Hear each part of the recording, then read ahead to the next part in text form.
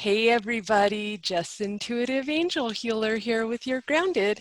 Thank you so much for joining our podcast today and welcome to another episode of Your Angels Are Talking. Are you listening?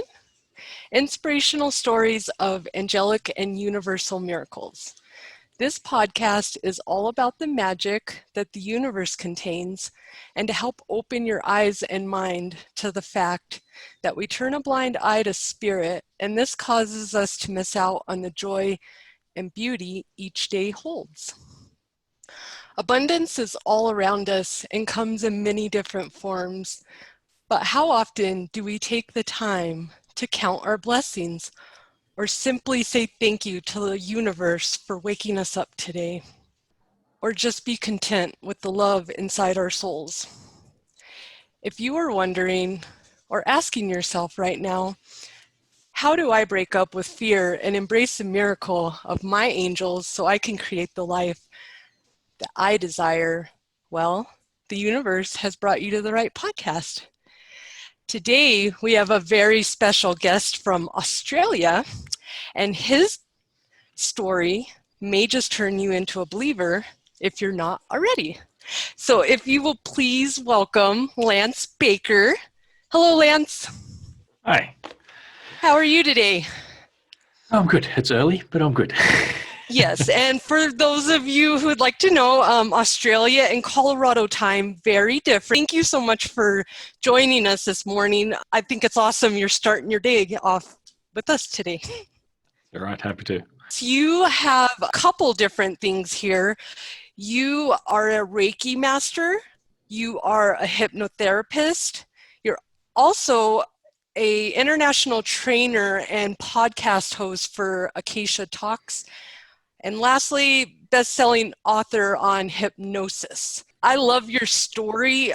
I can totally relate to it because I've had migraines. Found out when I was 16 that I had a pituitary tumor. And unfortunately, you just get to deal with it unless you want to go through with the surgery. But that's a lot, when it's about the size of a pea, and that's a whole surgery behind my eyes. So no, thank you. It hasn't grown. I've checked it this whole time. But I can really relate with, they didn't know what they were really managing with. They just knew they saw it. They didn't really give me much information. They just kind of told me to keep an eye on it. But I want to hear you share your story. You had a migraine for 9.5 years. That is a long time. So without further ado, if you can go ahead and share with us your beautiful miracle angel story. Yeah, I had a chronic migraine that was 24/7 without a second's reprieve that went for 9.5 years. I had a migraine on and off for as long as I could remember. When I was young, I remembered having to take stuff like once a month sort of thing, of having these migraines that I couldn't push past. I just thought they were normal. I only called them a headache back then. Then I started having ear problems and I couldn't hear properly out of my left ear. It sounded like it needed to pop, and it was sending me berserk that I needed to pop my ear and I couldn't pop my ear. So I went to a bunch of ear, nose and throat doctors. One of them told me to get an MRI scan because there was nothing wrong with my ear. And so I do, and come back the next week, and he's got his slides up on his little light box thing, and he's like, well, bear in mind I'm only an ear, nose and throat doctor. I don't work with anything else. And he puts the slide up, and there's this big circle that's bright blue there. It's as big as my fist. It's in Australia's measurements, that's 8 by 8 by 6 centimeters. I have a thing within my brain that was not meant to be there. And he's tapped on the screen and goes, like I said, not my area. This is the brain. But I do know that's not meant to be there. You need to speak to a neurosurgeon. Oh, that's not cool. That scared me. So I went to see a few neurosurgeons. I went to the best guy in the Southern Hemisphere, and he promised me he could solve it. Easy fix to get an operation. And so I booked in for that, which is coming up to close to, I don't know how long it would be now, 16, 17 years ago that this would have been. I've still got a hole in my skull here where he drilled in. But from that operation, that's when the migraine started. So when I woke up after that operation, I did not have a second without pain for 9.5 years. It was just constant. And the pain scale varies. You've got like 1 to 10 of how bad the pain is. The best I ever felt over that time would have been a 3. That was rare. More often than not, I was averaging around the 5 or 6. I come up with at least a dozen new versions of what 10 is. 10 become what they call suicide migraines, where you contemplate suicide because there's no other way that you could stop this pain. And so all the drugs, legal and illegal, to take away the pain, and nothing ever took it away. Anything I found that worked would only drop it like 1 or 2 on that pain scale. But like I said, it still never went below 3, no matter what I was having or doing. It was always there, pounding. I didn't tell people unless they knew, unless they needed to know. So my direct bosses in places I worked knew about it.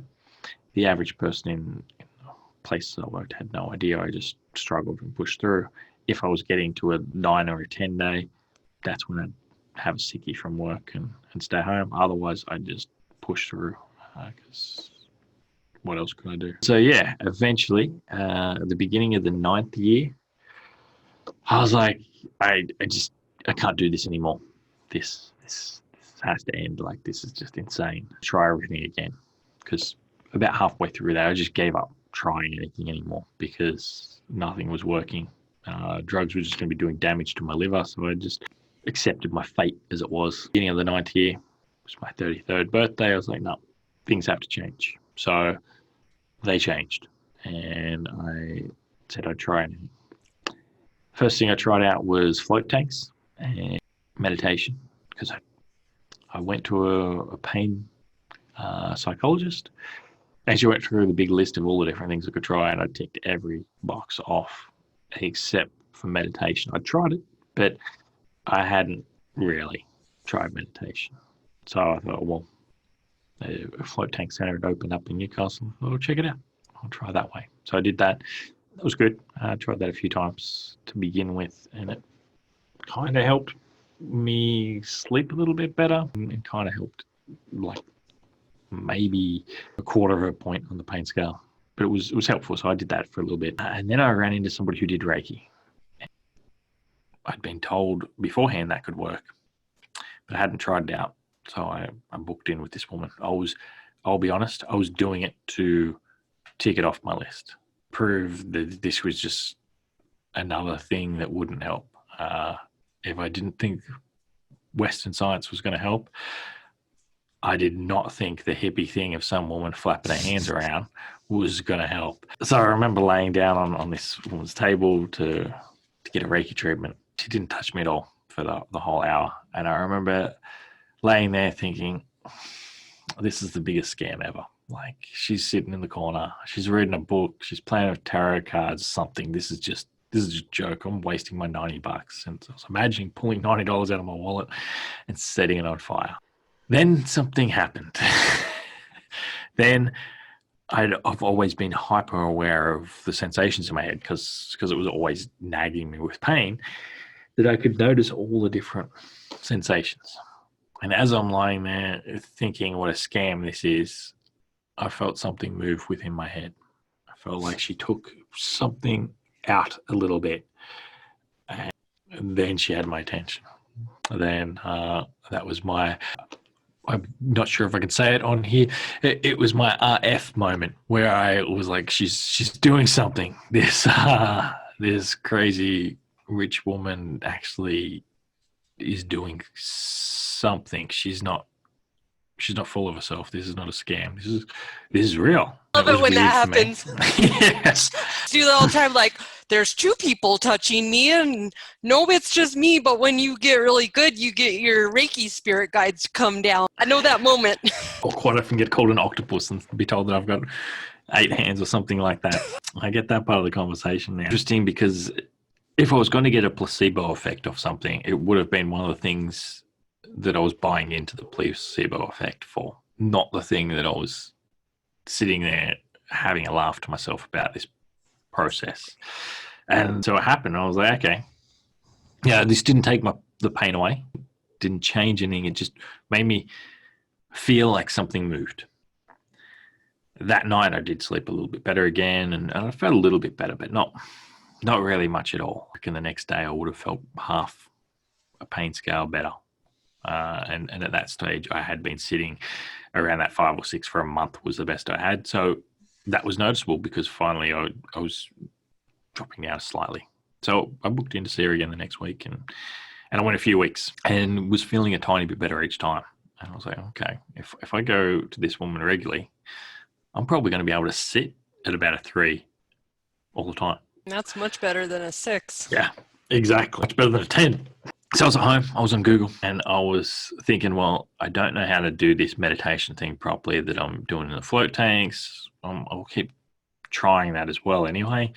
So I Googled meditation class, Newcastle, this Saturday, and nothing come up. Now, if you Google that, like, there's people like myself, there's 2 Buddhist centers in Newcastle, there's all sorts of places you can learn meditation. Plus, there's a Newcastle in the UK. So that usually comes up as well. None of it did. There's no meditation classes in Newcastle, let alone that Saturday. But the first hit on Google was that there was a Reiki 1 class. And it said you could do it on yourself. And I had no idea you could do Reiki on yourself. That seemed bizarre to me. I was like, oh, okay. And it was on that Saturday. And I had the Saturday off. So I was like, okay. So I sent them an email. This is like Thursday night, midnight.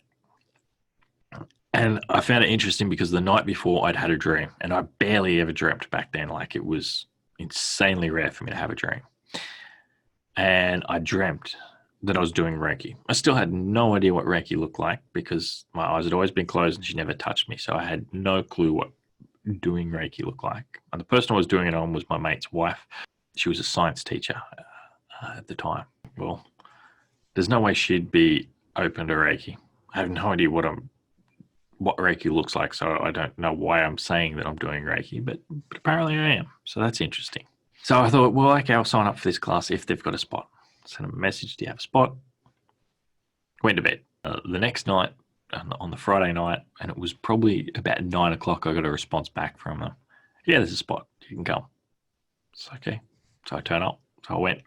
And the person who knew I was going was my wife at the time. It was going to be my own little dirty secret that I did this weird thing.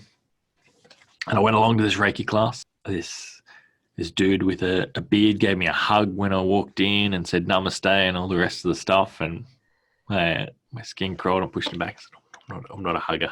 Now I'm the weird hippie bearded guy who hugs people when they walk in their room. Except for, well, not now because of COVID. Stop that. But I was the weird bearded hippie dude that hugged people. And we did the Reiki class, and my expectations were low. Like, I was thinking, well, if I start doing this in between seeing her, that might be an even easier way to maintain a 3, get to the 3, whatever. Just give me that little bit of an edge. Or make it that I can only see her every 2 weeks or something, is to balance that out. So we did the class, and from the moment I'd had the attunement, it felt odd, felt interesting. And then we did an energy ball process to feel the energy, and from that moment on, life got different. It was just being able to feel this other sense was like seeing a new color. It was very interesting. Had my attention big time, and I was just playing with that a lot. Now, when the course finished, the guy said, look, to really lock this power in, you need to practice it for 3 weeks. Every day on yourself, do this energy ball. Even more so if you do it on somebody else, it's going to help. Kind of like your shirt, how to be awesome, practice, and then be you. Practice. And I was like, okay. So I went home, I put out on social media that I learned this new weird thing, can I have some guinea pigs to practice on so I can help heal myself. And so probably every second or third night I practice on somebody else. But when I was on myself, I remember one evening where I sat and I tried to heal my head, but only for about half an hour or so before I just moved on to, no, I'll get to that later. Right now I just need to get used to feeling this and allowing it to flow and getting better at doing Reiki rather than heal myself. I've got all the time in the world to heal myself. So I just went back to doing the energy ball and sensing energy in my body and healing other people. Just do the practice. Now, I don't know when it happened. of that pain disappearing. But I remember the moment that I noticed it. So it was about a week and a half in after doing that Reiki 1 class. I'd had this man cave thing at the back of my house, and I was leaving that man cave to go back inside the house to get ready for work because I was working the evening shift at the place I worked at the time. I was shutting the door, so I had 1 foot in the man cave, 1 foot outside in my yard. And as I was shutting it, I noticed I had no pain. And yeah, I was like, well, where the hell is that migraine? It's gone. That's interesting. Was it there when I woke up? And I tried to think of when I woke up. I couldn't remember. Was it there yesterday? I couldn't remember. I didn't know when it had disappeared. I obviously had felt it at least a few days before because I'd done the healing on my head for a tiny little bit the few days before. So I obviously was feeling it when I was looking for it then, but it just disappeared. So I was waiting for it to come back that day. It didn't. Can't remember how long it was till I started to trust that it was gone and was going to stay gone. I think after probably a couple of months. But this thing that I didn't believe in a few months before had now done the impossible. It had done what nothing else could. It took away this pain that debilitated my life. So it had my attention big time. So now I was playing with it more and more and more and practicing more and more and more, and started being more and more public about it because this thing changed my life. Yeah. Yeah. And so then I went back to do Reiki 2. Again, this was just selfish. It was just for me to maintain this and to maintain my interest. Then I went back for Reiki Master, and I'll be honest, it was still just about me having a better connection with the energy and spirit, and to see what it did for my life. And very quickly it changed into Reiki as a full-time job. Now, yeah, I teach a class every month to make sure people have got this opportunity that I had to flip their life around. That led to me to learn other things. So within doing Reiki, I was finding not just were people feeling extra hands, but people were quite often going into trance. They were just knocked out. And one of the people that trained me in Reiki, also a hypnotherapist, and she was curious how I was doing that. She's like, that's some good hypnotic trance you got going on there. We explored that pathway of looking into hypnosis, and then found out hypnosis came from energy healing. Came from a thing called animal magnetism or mesmerism, that's all about just using your hands and your eyes to put somebody in trance and heal subconscious or physical issues. So, oh, okay. And that described the sort of things I was intuitively being led to do. Went down the rabbit hole of learning more and more of hypnosis. It's a huge part of my practice now is hypnosis, whether that's in my clinic or in just my self-practice. That's awesome, though, because people would understand that most of your problems come from your subconscious telling you lies all day long. I'm a Pisces, and some days if I'm not balanced and I don't do all the things I need to do to get my day started, and I go and talk to people without putting all that armor on me, 9 times out of 10, yeah, it's not going to be a good interaction. Shield yourself before you go out to the rest of the world, because you don't want to absorb other people's vibrations either. So, yeah. Well, there's a few different things there within that. The worst things you ever hear in your life do come from yourself. So your subconscious is going to feed back the worst things you've heard, and amplify it'll stack on because it knows all your dirty secrets. But with that, it comes from a place of protection. Your subconscious just wants the best for you. It doesn't realize that torturing you with anxiety about something is not helpful. I know part of your story that you were in an unhealthy relationship before and you got out of it. my angels decided to wake me up at age 39 or 37. So yeah, I'm a late bloomer. But with that, I'm sure you had anxiety during those relationships of your consciousness telling you, this guy's a freaking idiot. Get out, Jess. And you ignored it. And some of those times you were probably swearing at yourself, saying that this voice in your head was the idiot, that this voice in your head was wrong, and to shut up and let me keep going through with this guy. You got to learn that your subconscious is smarter than you. And sometimes it's helpful to listen to it. Sometimes it is going to be overprotective and be like an overprotective mum and nag you and nag you and nag you and nag you and nag you about what it thinks is right for you. Generally, if you listen, you'll find what the real message is there, and you can utilize that to move forward. And the bit how you're saying you've got to put your armor on before you go outside, that's where consciousness gets really weird. And more and more people are empaths these days, as you're describing there. We're picking up on other people's energies. I definitely am. It's just, I know, because I've taken so long to try to get myself balanced where I'm not a hot mess, because you see those girls on the YouTube videos freaking out and yelling and acting all crazy. That's because you got an unbalanced chakra system there. And that's because you didn't take time to balance yourself, and you let all the unhealthy things. I think it's more your shadow side than your unconscious side that gets up in there and, is more like carry. When you go through so many traumatic experiences, that's what those leave. They leave little like snippets of tapes in your head.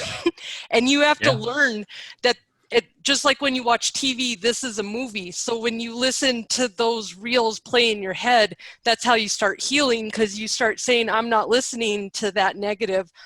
There's got to be a positive in here somewhere. And you start looking around and you start listening to the good story that's in your head. Yeah, well, that voice again, it's only coming from a place of protection. It was like, well, you got hurt before in the carry moment. Do it again. It's going to escalate to like the pig blood scene in carry. It's going to get worse, and it's trying to help you be aware of what's there. That's where I help people's subconscious reframe that, so that it's not just being the bad guy and telling you all the negative things that have happened before and reminding you of all the crud that's been in your life.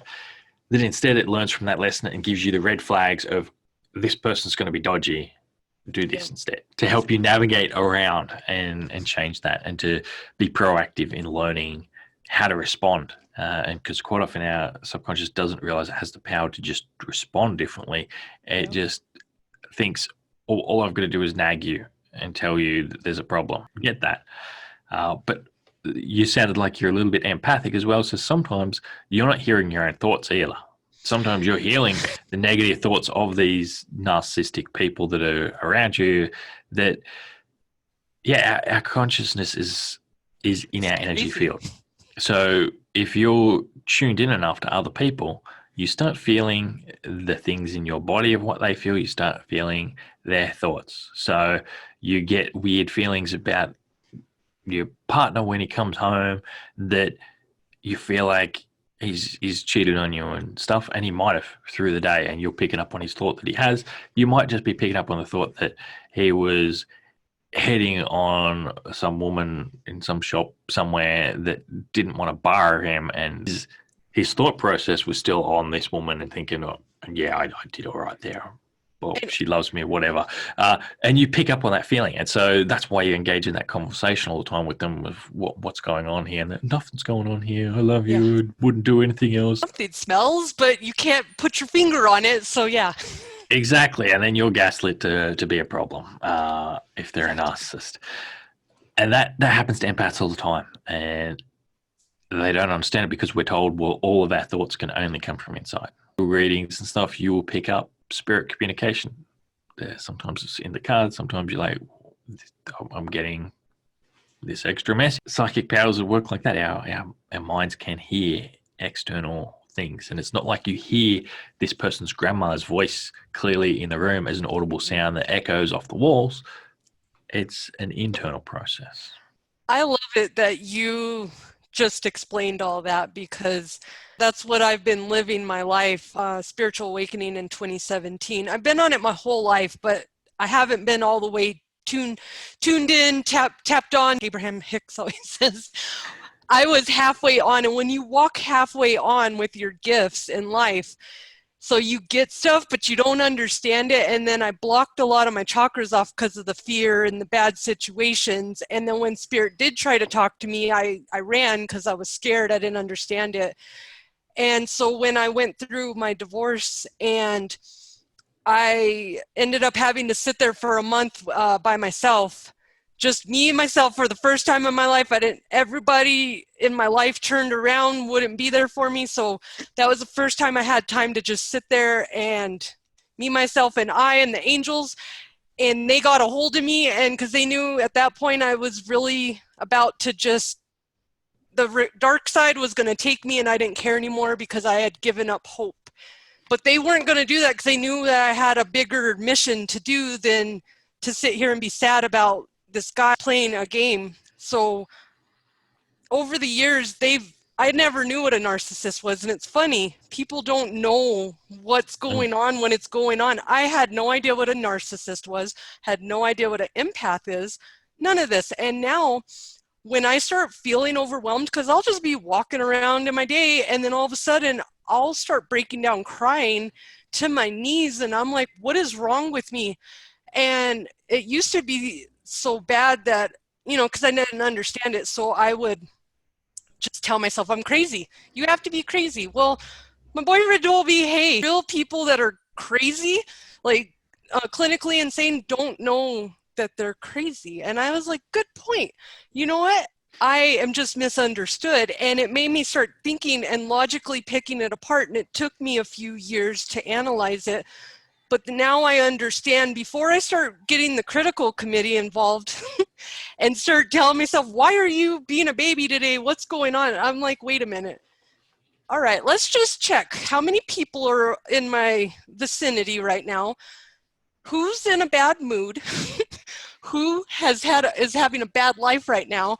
And how much bad energy am I taking? So usually I go on a walk, or I've got my crystals blame that, because I never understood it even when I was going through it. But now looking back on it, the best way to heal is knowledge. And the more knowledge that you get, and the more people like yourself that come forward, and this is a very good message for a lot of people out there listening that are in it, they just don't know how to get out of it. It's a very good message out there to have, is that when you're in a narcissistic relationship, you don't understand what's going on. But if it doesn't feel good, take time to sit in that feeling and understand what doesn't feel good and what do I need to take out.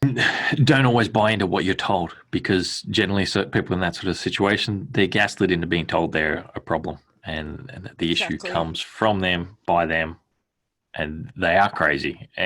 You're not. A big bit of the therapy I do is helping people's subconscious to see and understand what a narcissist is when they're in trouble, to get those red flags so that they go through those processes easy, rather than continually listening inside to these BS stories that you're repeating to yourself that were the narcissist's words rather than your own.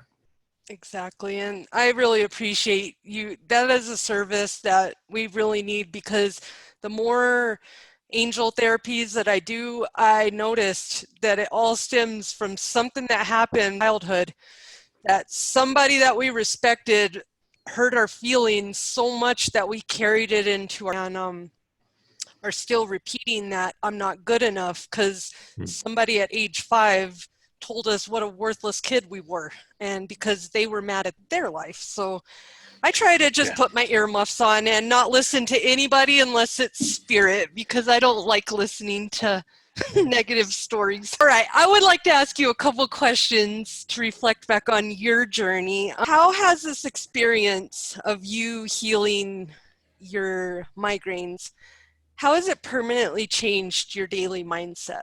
Have a life. My life was coping before. I'd go to work, I'd come home, I'd crash on the floor and lay down on the floor in pain for a couple of hours before I could get myself up to just sit on the lounge and watch telly, eat a shitty dinner, and go to bed. That was my life before. Now my life's exciting. Now I get to do things. Now I see and help people on a daily basis and get to make that positive change in somebody's life. nothing in my life is the same as what it was beforehand. Nice. There hasn't been a time since that Reiki 1 class where I could have guessed where my life would be in 6 months' time. Every 6-month period, I'm in a better place than where I thought I would have been 6 months before. The more you trust in that, the easier that flows. That it just snowballs. I set myself goals of what I want to do for the next 6 months, and I start actioning those sort of things. But I'm constantly being shown you don't know what's best. I'll give you something better. Do you find yourself being more optimistic and less confined by fears since your experience? And if so, what are some examples? Drastically. My life, was very fearful before. I did things out of paranoia. I just followed the system. Like I said, I watched a lot of TV. I don't even have a TV now. So I step out of that fear mindset. But it's my daily mindset is I look for that everyday joy, love, and happiness in the world. I look for what's good. I don't look for what's rubbish. I look for how worse my day can get like I used to. I look for how I can make it better. And if I notice I've got up on the wrong side of the bed and I am looking for the negative in the day, I've got tools to stop that and break that. I've got self-hypnosis tools that I can speak to the part of my subconscious where that voice is coming from, telling me he's being an idiot and try something different. How about you pay attention to this or that? Or what can we actually do about that situation and do something? Or the other interesting thing I do is there's a way with Reiki that I teach people that they can make their day better. Put an energy ball with an intention of your day getting better. And it does. I'll do that on my drive in to the office if I've woke up on the wrong side of bed, if I'm stuck in negative thoughts about something. By the time I get there, those thoughts are gone. Those things have changed. And sometimes weird stuff happens with that. Having a disagreement with a mate, the first time I did this, that was the case. I was in a bad mood because I'd had a disagreement with a mate, and our old friendship was in a rocky position. And I did this for 5-6 minutes, and he called me and he apologized, and we moved through that issue. Now, I thought that was a magic disagreement solver. And so every time I was in a disagreement for a little while after that, I tried this process thinking they're going to call me and apologize. Turned out it wasn't always the case. Sometimes I'd be a couple of minutes into that energy ball and the energy would show me that I needed to make a phone call and apologize. At a time where I was really, really angry, and I used this tool, and I went from wanting to smash buildings of that sort of anger to wanting to heal these people that had wronged me. I'd had stuff stolen off me as well. And after I'd energized that situation, the only thing I was disappointed with were the 2 things were taken that were not mine, that were my son's. I'd stopped doing the energy practice because somebody called me that was giving one of the things back that he was missing. And then 30 seconds after that conversation, the phone rang again, and it was somebody else offering the other thing. And so he got back the things that he had stolen. Exactly the same, but a little bit better. That's really cool. I love spirit. I have so many spirit stories. It's fun though once you get in the divine flow, because that's what I'm learning is miracles are an everyday occurrence when you're in the divine flow. But when you're in the negative energy and the low vibration, hurt and misery is going to be your everyday occurrence. And that's why you got to rise up out of the waters and get to high ground. Yeah, thoughts create our reality, and you can manifest some negative things in your life. Self-fulfilling prophecies. Yes, and I learned to stop doing that. Very beginning, I sat there. That's when everything got shook up, and I didn't have my medical job anymore because of the stress and the marriage and the divorce, and everything was just tumbling down. And I was working at a call center just thinking, this is life. Great. I'm I'm just going to be this. I worked so hard to get there. I sat there in self-pity mode forever. I learned never to do that again, because literally every negative thought that I shot out to the universe My angels made sure to put me right in front of them. So when they boomeranged back, they hit me right in the face. Boom, boom. And I was like, I'm sorry. They have me on my knees saying, I'm sorry. I'll never think a negative thought again. And the really topper to that was when, because I'm stubborn and my angels know it. They're like, oh, you're so stubborn. When I had my last time of really like I'm really gonna listen to you guys and stop doing this, I was getting ready one morning and I have these really big light bulbs, the vanity light bulbs on the mirror because I had a 2-sink bathroom, and I was putting on my makeup. And a little secret women don't tell you is if we don't have a lot of self-love, we're not feeling very good putting that war paint on to make us feel pretty because we already feel unpretty. So I was having a really bad negative talk, trying to, not cry and put my makeup on. I guess it was like Matilda. It was like a Matilda moment. And literally I looked up and the light bulb started coming out and I saw it come out a little bit. If I wouldn't have saw it, I wouldn't have believed it happened. And if my boyfriend didn't see it happen either, we both wouldn't have believed this, but it popped out a little bit and then it shot out onto the counter. I had a tile counter, didn't break, and it just rolled over. And I was like, I'm sorry. Never think of bad thought again, universe. Please don't shoot me with lightning right now. So that would be that's how, to the level of stubbornness and density that you have, spirit will get to you. It will get your message, but believe me, take the gentle nudges because you don't want the push off the cliff, because eventually spirit will get tired of you not progressing and it will just gently nudge you to do stuff, or it'll just put everything in your environment where you eventually have to get up and create movements. That's my fun little, you can tell people about that fun little story about spirit. That's really what cemented me though, and it sounds silly, but that's what it took for me to go, I really need to make a change in my thoughts, because why am I agreeing to these thoughts? Why am I even listening to these? They're not real, they're not true, and they're coming from a bad part of me that's unhealed. And that's where I got the realization I need to work on this. So every day for the past like 3 or 4 years, I've really been working on that. And I feel amazing now. I feel in the divine flow. And when I have an issue, it's not an all day occurrence of light bulbs shooting out at me. You said a little bit, I'm just going to touch on, you have your little tools to keep yourself balanced. Is there any other self-care things that you do on a daily basis to keep yourself balanced? I'll do meditation, and like I said, I've got a self-hypnosis tool that I use when issues pop up. If I feel I need an extra edge, if I need help from the inside or to change a thought process, and energy. I do energy work on myself quite often, but meditation, I feel everybody can benefit from. It's the ground tool for anything spiritual. It'll help you open up to hearing messages, being calm, getting in your zone. And I always let people know that meditation doesn't just have to be you sitting with your legs crisscross and, humming. It can actually be in the form of writing. If you sit there for a good 15, 30 minutes, writing's a good form of meditation. Listening to music, binaural beats, because that's the biggest thing is a lot of people didn't explain all these tools. And meditation, when your brain is on overdrive from stress and PTSD, that's why a lot of people can't do it, because they don't understand, how am I just supposed to sit here quiet?